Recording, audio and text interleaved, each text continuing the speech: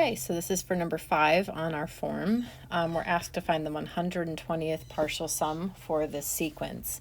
In order to do so, I've got to write an equation for the nth term. So I know that A1 is 6, and because I know this is arithmetic, I can just look at what's being added each time, and that's 6. So I can use the information from the previous part of this lesson, which said to write the equation. We can just do this. Okay, well now I know that D is 6 and A sub 1 in this case also happens to be 6.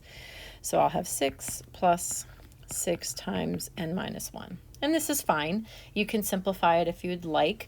Some of you may just have written for the 0th term, if you remember how to do this from Algebra 1, and you may have just written 6n, and that's fine as well. And you would get that if you simplified this expression.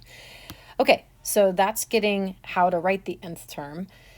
Now we have to find the 120th partial sum. So to do that, I need to know, to find a sum, I have to do n over 2 times a sub 1 plus a sub n. I know a sub 1 is 6. I know n is 120. What I don't know is a sub 120. So that's what I'm going to find before I can actually find my sum.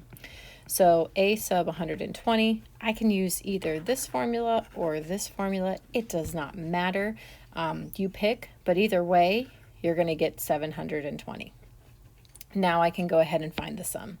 So the sum of the first 120 terms of this sequence will be 120 over 2 times the first term, which is 6, plus the 120th term, which is 720.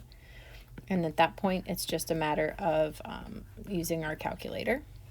And you're going to get 43,560. All right, good job.